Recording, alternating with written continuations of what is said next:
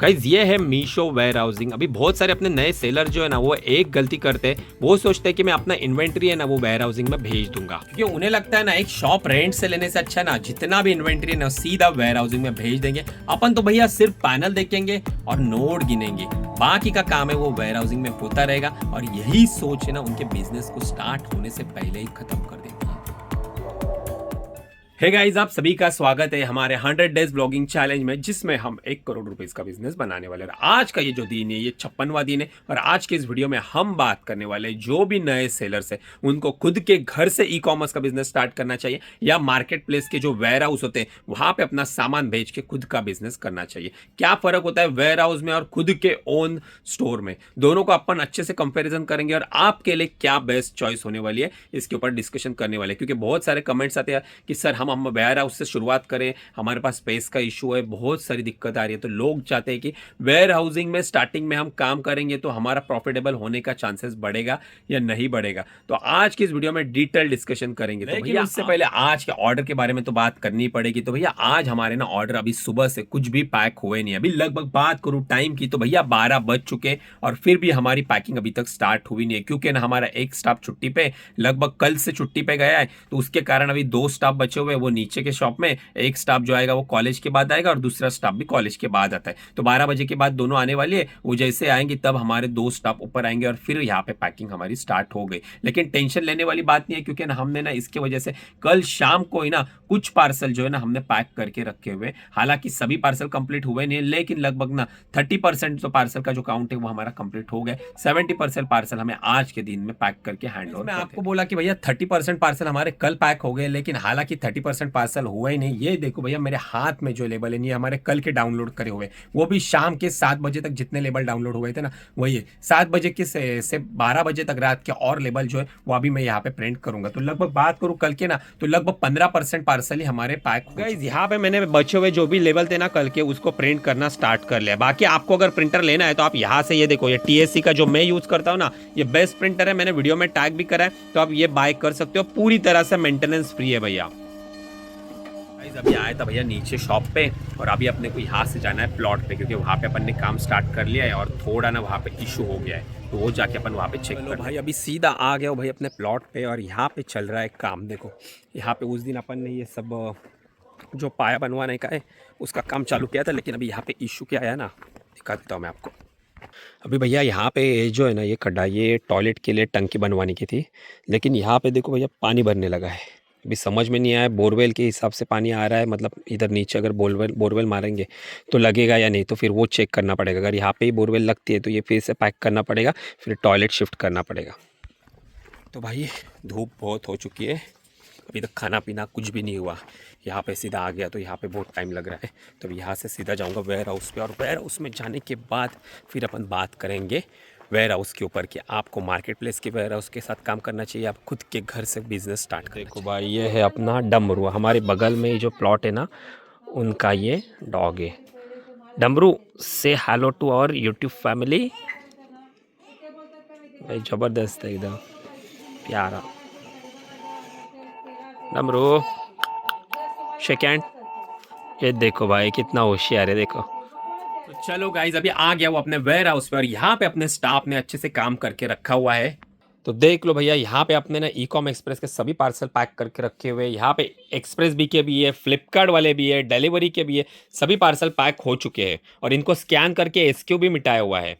लेकिन अभी तक कोई भी लॉजिस्टिक वाला आया नहीं है। आजकल ना लॉजिस्टिक वाले भी ना लेट ही आते हैं, 5 बजे के बाद ही आते हैं, कभी कभी 5 बजे भी आता है, कभी 7 बजे आता है। भाई कल की तारीख में तो ई कॉम वाला भैया 9 बजे आया था, मतलब इतना लेट आ रहे हैं आज। अभी अपने ई कॉम वाले भाई आ गए तो यहाँ पे अपने सभी पार्सल सक्सेसफुली डिस्पैच हो जाएंगे। साथ में आज फिर कुछ रिटर्न आ गए, मैक्सिमम तो RTO है और बाकी 3-4 कुछ कस्टमर रिटर्न है। अपना गाइस ई कॉम वाले भाई यहाँ पे आए थे और उन्होंने ना एक पार्सल लेके आए थे, पिकअप करा था मतलब किसी वेंडर का उन्होंने। तो अभी ये पार्सल ना ये वेंडर ने पैक करा हुआ है। अभी इसने जो गलती करी है ना वो आप मत करना, नहीं तो ना आपके ना सभी क्लेम रिजेक्ट हो जाएंगे, आपका सामान भी चोरी हो जाएगा। ये तो गलती कर रहा है, तो इससे आपको मैं सीख दे रहा हूँ। अब देख लो भैया ये एक पार्सल का पैकेज है और मीशो की पॉलिसी की जो है मीशो की पॉलिसी कि आपको ट्रांसपेरेंट थैली यूज़ करनी है, मीशो की ब्रांडेड पैकेजिंग। तो भैया नहीं वो तो यूज़ करिए बराबर परफेक्ट है, कि इसका जो ज्वेलरी आइटम है उसके लिए यही कैटेगरी की थैली चाहिए। लेकिन उसने गलती कहाँ करी है पता है आपको, उसने ये जो थैली यूज़ करी है ना, इसके ऊपर उसको बारकोड पेस्ट करना चाहिए था, ना ही कि ये लेबल, क्योंकि ये विदाउट पीओडी वाली है और इसके ऊपर जो पॉलिसी के अगेंस्ट काम किया ना वो है टेप। इसने इस पेपर को चिपकाने के लिए टेप का यूज़ करा हुआ है, यहाँ पे देखो आप।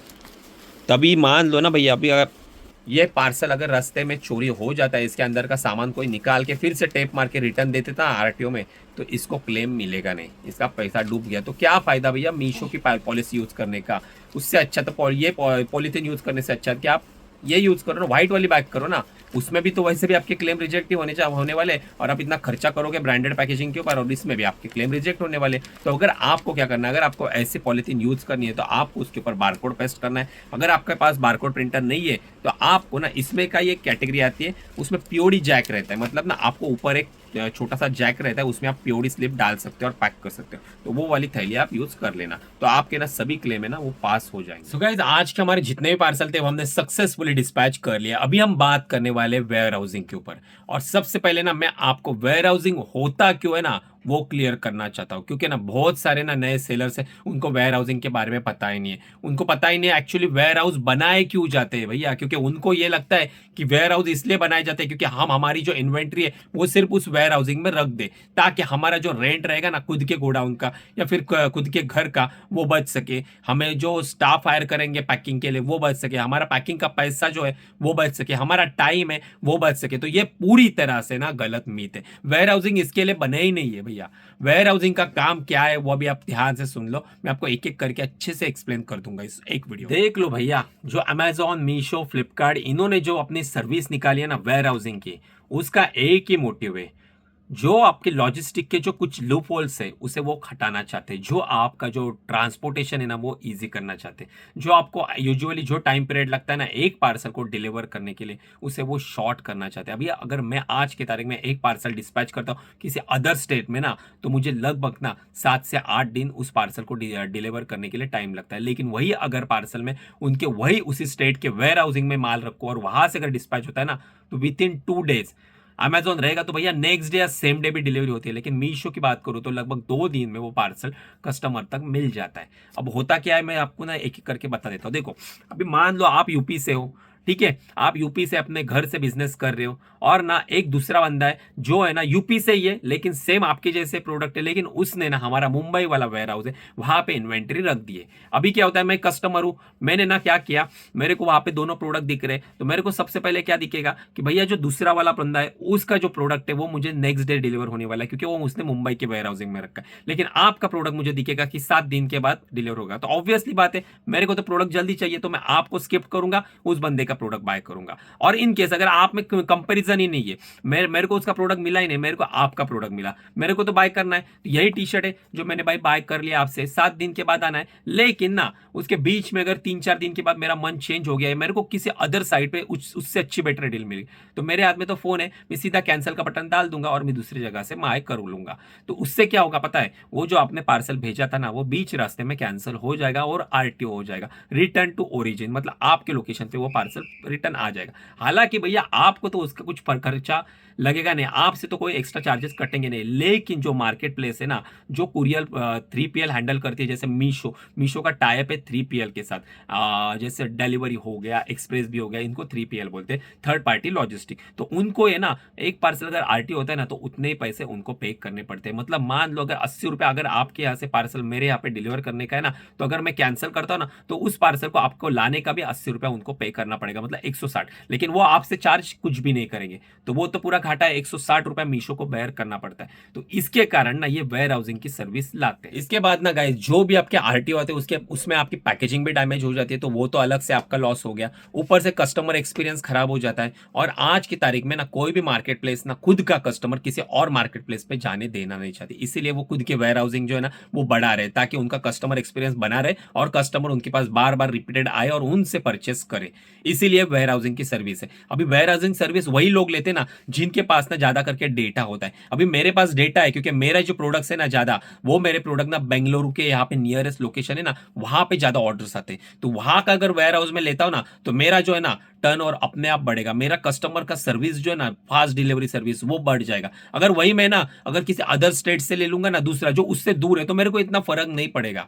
और ऊपर से एक बेनिफिट होता है वेयर हाउसिंग का, जो आपके कस्टमर रिटर्न आते हैं ना, उसके क्लेम प्रोसेस करने में ना आपके ना 100% क्लेम अप्रूवल हो जाते हैं, क्योंकि वहां पे एक ट्रस्ट बना रहता है और वो खुद जो है ना, वो अपने मीशो वेयर हाउसिंग वाले वो खुद क्लेम प्रोसेस करते हैं। तो इसमें आपको 100% एश्योरिटी मिलती है, जो भी आपके रॉन्ग रिटर्न आएंगे उसके आपको क्लेम के पैसे मिल जाएंगे। तो ये एक बेनिफिट होता है। लेकिन जो भी नया यूजर आता है ना, उसे कभी भी वेयर हाउसिंग सर्विस लेनी नहीं चाहिए, क्योंकि उसके पास डेटा नहीं होता है कि भैया तू नए प्रोडक्ट लिस्टिंग करेगा, तो तेरे को बेंगलुरु से ऑर्डर आने वाले, मुंबई से आने वाले, तेरे पास कुछ भी डेटा नहीं है। इसलिए मैं अपनी वीडियो में हमेशा मना करता हूं, जो भी यूजर ना वेयर हाउसिंग के लिए जाना चाहता है उनको मैं मना करता हूं, स्टार्टिंग में पहले खुद के घर से काम करो। आपके पास कुछ अच्छे खासे ऑर्डर्स आने लगेंगे ना, तब आपको पता चलेगा कि एग्जैक्टली ऑर्डर फ्लो कहां से आ रहा है, तो आपको ना ईजी पड़ेगा वेयर हाउसिंग लेने के लिए। बाकी आपको वेयर हाउसिंग के ऊपर डिटेल वीडियो चाहिए ना, क्योंकि ना वेयर हाउस आपको लेना है तो उसके लिए अलग से उस स्टेट का जीएसटी नंबर भी लेना पड़ता है, वर्चुअल स्पेस भी लेनी पड़ती है, वर्चुअल ऑफिस स्पेस, वो भी मैंडेटरी है। उसके बिना आप ना वेयर हाउसिंग सर्विस ले नहीं सकते। तो उसके ऊपर आपको फिर एक बार डिटेल वीडियो चाहिए तो भैया इस वीडियो के ऊपर ना 300 लाइक कर दो। मैं ना टोटल प्राइस टू प्राइस ना आपको कंपेयर करके बताऊंगा आपको कितना खर्चा आता है। आप अगर घर से करते हो तो एक पार्सल डिस्पैच करने पे आपको कितना खर्चा आता है, और वही अगर वेयर हाउसिंग से करते हो तो अपन ये दोनों कंपेयर करेंगे कि किसमें ज्यादा बेनिफिट्स है।